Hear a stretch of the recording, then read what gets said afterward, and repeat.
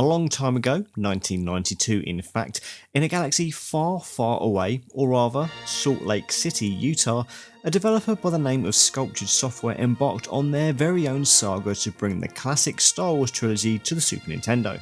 George Lucas's space opera was no stranger to the realm of video games, not even a stranger to Nintendo systems in fact, as the 8-bit Nintendo Entertainment System was home to adaptations of both A New Hope and The Empire Strikes Back. Published by JVC, these platform adventures didn't quite hit the mark, even as movie licenses go. Then of course there is that Namco developed Japanese version. However, with the advent of 16-bit systems, there came a new opportunity to do these movies justice. Even a decade after the release of the original cinematic finale of the saga Return of the Jedi, the franchise was still popular, and so a game like Super Star Wars made complete business sense. Utilising every one of the Super Nintendo's strengths, this action platformer takes players from Luke Skywalker's farmboy beginnings on Tatooine to the iconic Death Star trench. Presentation wise, you cannot help but be impressed. Sure, that iconic theme tune has a MIDI cheesiness to it, but if you compare it to 1992 standards, it's pretty damn good. The cutscenes in between levels hit on all the main story beats, so it really does feel like you're playing through the film, even if there is a fair amount of artistic license going on. And from the start, you really get a feel for how far that artistic license goes. How else can you explain Luke Skywalker blasting acid-spitting scorpions across the Dune Sea before going toe-to-toe with a Sarlacc pit monster? And that's just the first level. Super Star Wars more or less plays like a run and gunner for most of the time. Naturally, Luke's abilities are fairly limited at this early point in the game. He can fire his blaster, crouch, perform a super jump with up and jump, and perform a sliding move with down and jump. Your biggest challenge is trying not to get hit, especially as this is the sort of title that will happily throw enemies at you repeatedly from nowhere. They'll spawn from all directions and at the most inopportune moments, usually when you're trying to jump between platforms.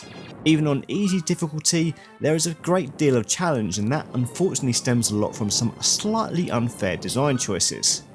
Moving on, and the second level takes you to Mode 7 Heaven via a slightly more violent land speeder journey than in the movie. In an entire level based around just a few moments of the film that were barely a few seconds long, you'll be speeding through the desert using the boost button to travel faster, avoiding rocks and blowing up towers to find fuel containers that you can use to fill your boost bar. Oh, and you've got to brutally murder a certain number of Jawas before racing to their sandcrawler to slaughter more of their kind. Level 3 takes place outside the Jawa's sandcrawler, where you start outside its tracks and have to find your way to the entrance all the way at the top, and it's here where the game starts to figuratively kick you repeatedly in the balls. Everything you hate in a platformer rears its ugly head here. Jumping between platforms that are almost too far to jump to, turrets and enemies that fire at you while you're trying to make those incredible jumps, plus a few platforms that would almost be out of sight if you weren't able to look up and down by pressing the L and R buttons, and having to climb all the way back up if you fall down. Then as you reach the top and have to pass a metric turd load of turrets, you quickly realise that Super Star Wars is not always so kind with those checkpoints. However, it is kind enough to let you restart from those few checkpoints even after losing all of your lives and using a continue, but get used to seeing Vader's face taunting you. Sometimes you'll find health swords that increase your health bar, but honestly you'll probably experience more deaths through instant kills such as bottomless pits or lava. Now you're inside the sandcrawler, it's time for some more needless Jawa murder and a body count that rivals RoboCop. Tight corridors make for a perfect kill zone, especially as you'll find the occasional blaster power-up that takes you from a weedy laser to a more powerful flame shot, then to a super useful Seeker missile upgrade. After that there's the rapid iron cannon, and finally the uber powerful plasma gun.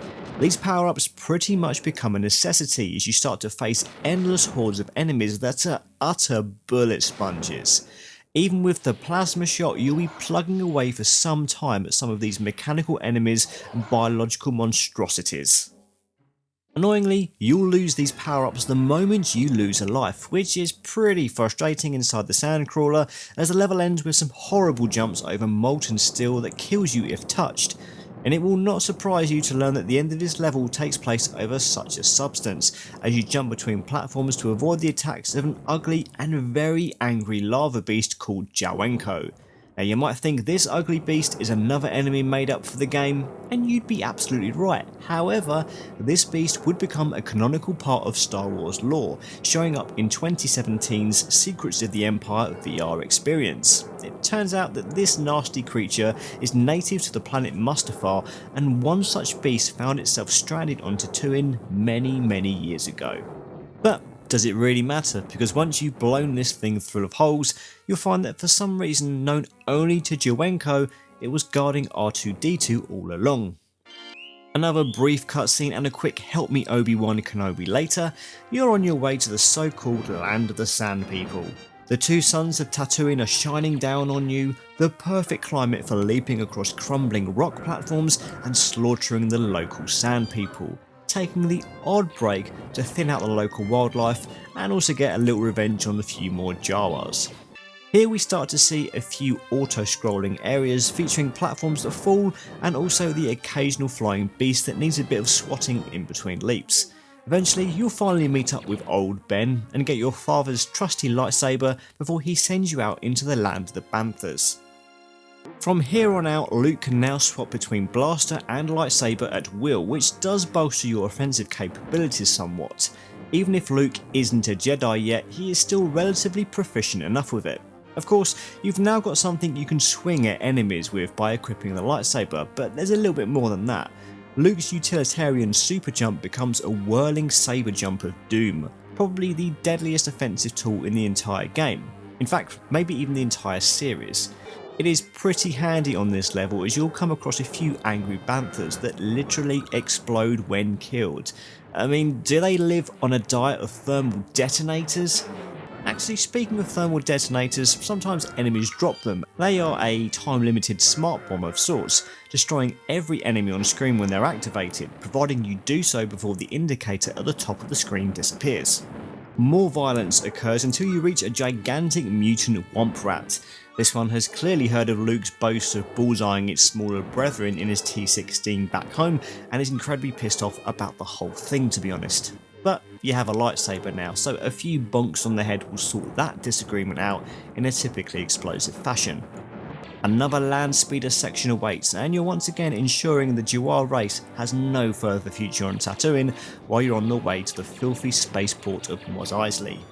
Unfortunately, when you get there, it is raining stormtroopers. No joke, they literally fall from the sky and are coming to get you. There are still a few Jawas still alive, but they're no match for you now, and for some reason these dewbacks don't really mind you using them as platforms. Now this level feels pretty long and has a lot of repeating moments, plus the constant stream of stormtroopers gets a little annoying. The Seeker missile power-up is definitely handy here, especially when you face troopers with larger guns. Eventually you'll find good old Chewbacca who'll escort you to the cantina. From here on out, you'll start getting a choice of characters at the beginning of the majority of levels going forward. You could choose Luke, but you're probably bored of him and his stupid blonde hair by now, so why not give Chewie a spin?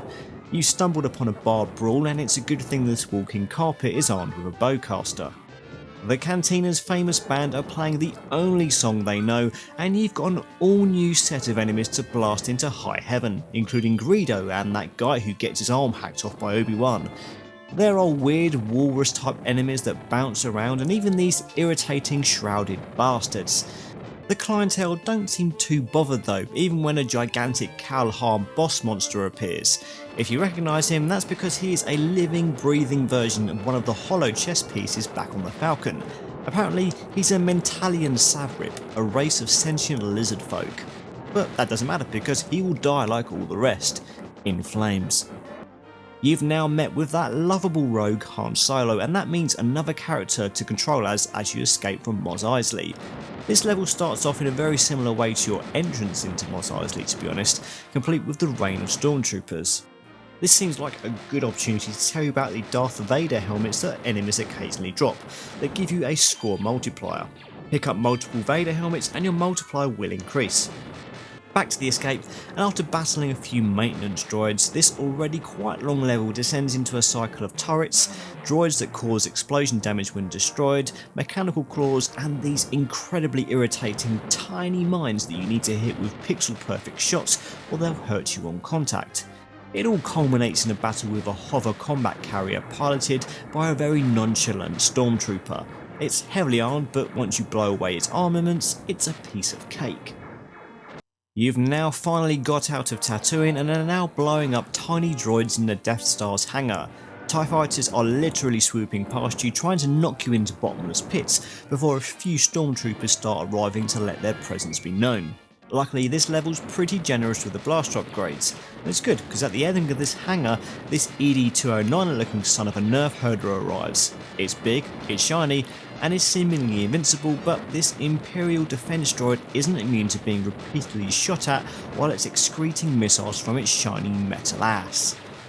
Another boss destroyed in a freak blaster slash lightsaber related explosion, and it's off to save Princess Leia, the wonderful Princess of Alderaan, or should that be the rebel formerly known as Princess? Regardless, stormtroopers aren't just going to let her walk out the front door, so you'll need to be on your toes, especially as there are a few interrogation droids flying around the place, and it doesn't help that you'll also have to slide out some crushing platforms, usually right next to an enemy that's more than happy to push you right back in to get squished. A heavily armed detention guard boss waits for you outside of Leia's cell, and it seems to have a TARDIS-like inside filled with stormtroopers to throw at you. This is another wait for the weak point to appear kind of boss, and you need to pay close attention to the Seeker missiles it throws at you, alongside the occasional vertical laser beam that reveals its weak point. However, before you can say, "Aren't you a little big for a detention guard boss?" once destroyed it then becomes a smaller little droid thing that bounces around firing rapid iron shots everywhere, and thankfully this is also pretty easy to complete by this point. The princess is saved and it's time to blow this joint, but first you need to disable the tractor beam, and by disable I mean blow the ever-loving crap out of. The tractor beam core is an entirely vertical level, which does mean it is the sort of level where you can miss a jump or get knocked off by an enemy and fall all the way to the bottom. Thankfully there are platforms to the left and right of the area that mitigates this risk somewhat. This is one of those levels where going psycho with Seeker missiles is the order of the day. And at the very top is the aforementioned tractor beam menacingly lifting up and down, firing weird fiery balls at you. However, Seeker missiles do a great job of getting rid of both the balls and attacking the tractor beam itself, so hooray for power-ups! After watching Obi-Wan do the noble Jedi death thing, we retreat to Yavin and hit the final stretch. In another Mode 7 section, you pilot an X-Wing fighter and have to blow up a certain number of TIE fighters and towers before you can proceed with the grand finale, an excursion to that most beloved of Star Wars moments, the infamous Death Star trench run. In this first-person cockpit view mode, you'll need to shoot down both TIE fighters and the missiles they fire at you before coming face to face with Vader's TIE Interceptor, which, to be honest, you deal with in the same way as with the other enemy fighters. Once old crunchy helmet is out of the way, you make your final approach. Obi-Wan prompts you to. The music gets all tense and you have just a few moments to fire off your precious photon torpedoes. Failure to do so means you go right back to the beginning of the previous Mode 7 level, but success gives you the moment you've been waiting for, the pleasing explosion effect that can only be achieved by destroying a Death Star from the inside. Cue the ending sequence, Chewbacca's lack of reward for risking his life for the galaxy, end credits, yada yada yada. Plus, some warning about the Empire might be striking back or something, whatever that means. And that, my friends, is Super Star Wars in its entirety. I must admit I am pretty torn about the game in general. Visually, it looks great with sensible use of Mode 7, graphics that are clear even when things are going crazy, and some excellent cutscene art. As you'd expect from a Star Wars adaptation, John Williams' score is there throughout, and it sounds pretty damn great through the Super Nintendo sample-based sound chip.